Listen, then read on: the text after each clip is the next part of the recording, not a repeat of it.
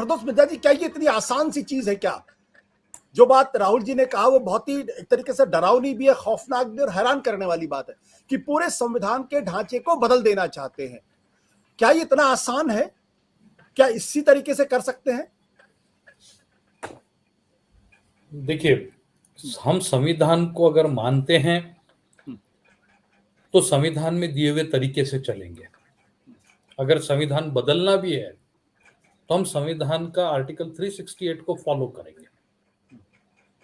अगर हम संविधान को सरे से ही नकारते हैं, 1950 से नकारते हैं, तो फिर हमको संवैधानिक तरीकों पे चलने की जरूरत नहीं है। तो हम टेस्ट कर रहे हैं कि कितने लोग चाहते हैं कि हम संविधान के तरीके से चलें।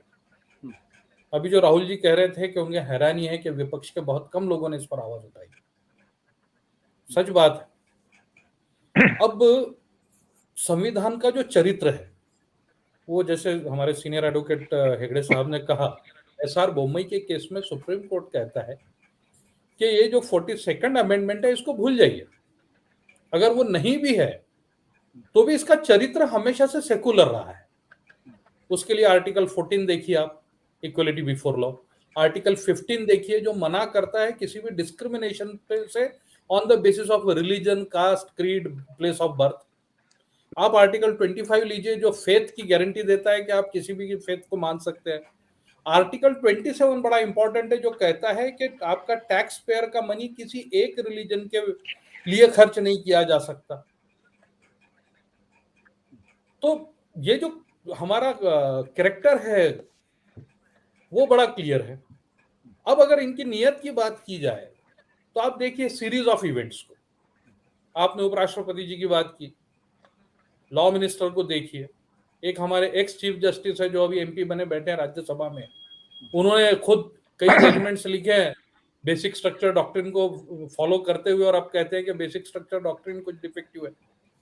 परसों श्री राम माधव जी ने एक आर्टिकल लिखा जिसमें उन्होंने इसमें इंडियन एक्सप्रेस में, जिसमें उन्हें ऑब्जेक्शन था सोशलिस्ट सब्जेक्ट इस वर्ड से, जबकि 1950 या 1951 में एक जजमेंट सुप्रीम कोर्ट लिख चुका है कि सोशलिस्ट कैरेक्टर के बारे में, जिसको बाद में फॉलो किया दिल्ली ट्रांसपोर्ट कॉर्पोरेशन की केस में, कि हमारा कैरेक्टर कैसा है जी।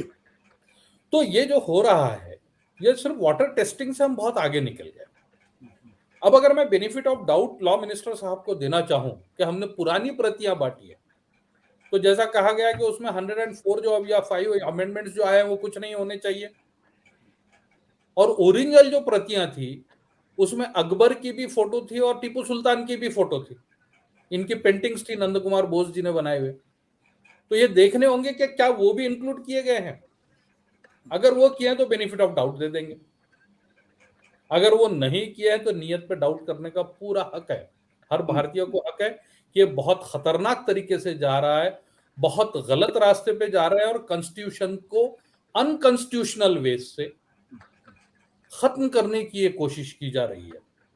और अपोजिशन ने जिस तरीके से इसको ऑब्जेक्ट करना नहीं चाहिए वो नहीं कर रहा है, इसलिए डर बढ़ता जा रहा है।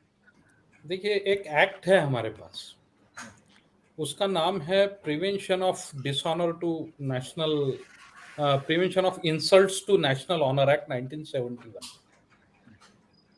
जो इंडियन कॉन्स्टिट्यूशन को किसी गलत तरीके से डिपिक्ट करने पर आपको सजा सुनाता है। दूसरा, who is the custodian of original constitution, ये एक सवाल है। एक्शन किस वो लेगा जो कस्टडियन है ओरिजिनल कॉन्स्टिट्यूशन का। तो 58th अमेंडमेंट आया था 1987 में, और आर्टिकल 394A जोड़ा गया था कॉन्स्टिट्यूशन। वो कहता है कि भारत के राष्ट्रपति ये उनके अधिकार में कॉन्स्टिट्यूशन का हिंदी में ट्रांसलेशन करवाएंगे, कॉन्स्टिट्यूशन को पब्लिश करवाएंगे, उस जिस दिन पब्लिकेशन होगा उस दिन तक के पूरे अमेंडमेंट जोड़कर, कोई भी अमेंडमेंट छोड़कर नहीं किया जा सकता। तो अब कस्टडियन राष्ट्रपति महोदया हैं, और अब पार्लियामेंट उनके अंडर में आती है। सुप्रीम कोर्ट के अंडर पार्लियामेंट नहीं आती, लेकिन राष्ट्रपति के अंडर में आती है। लॉ मिनिस्टर उनके अंडर में आते हैं, जिसने भी बांटा है वो उनके अंडर में आते हैं। तो ये तो सीधा सीधा उनका जो विशेषाधिकार है कॉन्स्टिट्यूशन में उसका हनन है, और उनके कस्टडी में जो कॉन्स्टिट्यूशन है वो न देते हुए कोई और कॉन्स्टिट्यूशन दिया गया है, तो वो ये एक्शन ले सकते हैं। ये पार्शियली मैं एग्री करूंगा कि ये सिर्फ और सिर्फ इलेक्शन के लिए है, क्योंकि अगर लार्जर एम देखा जाए तो यहाँ माइनॉरिटीज के लिए जो व्यूज आरएसएस के सेकंड चीफ के थे, जो उन्होंने अपने बुक में लिखे हैं, we and our nationhood defined, तो उसको देखते हुए अगर उस दिशा में जा रहे हैं, 1950 में इन्होंने कॉन्स्टिट्यूशन को लेके जो रुख अपनाया था उस दिशा में जा रहे हैं, तो ये कॉन्स्टिट्यूशन को खत्म करना चाहते हैं। तो इनका गोल सिर्फ सत्ता प्राप्ति नहीं है, बल्कि उससे आगे ट्रांसफॉर्मेशन ऑफ नेशन, ये इनका मुझे गोल लगता है, और उसी दिशा में जा रहे हैं। एक मिनट और लूंगा मैं, 1 मिनट लूंगा, जो कि कानूनी क्या कार्रवाई की जा सकती है।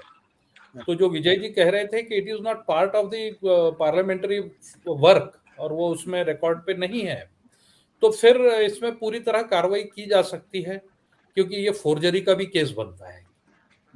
उस डॉक्यूमेंट को, जो नेशनल डॉक्यूमेंट है, उसको फोर्ज किया गया है, तो जिसने फोर्ज किया है उनके खिलाफ में एक क्रिमिनल केस तो बनता ही है, और एक टेस्टिंग सुप्रीम कोर्ट की भी हो जाती है कि कोर्ट के सामने मैटर लाया जाए। तो पब्लिक स्पिरिटेड 100% कर सकता है, अगर ये पार्लियामेंट के अंदर हुआ एक्ट नहीं है तो। सत्य हिंदी का ऐप डाउनलोड करें गूगल प्ले स्टोर पर।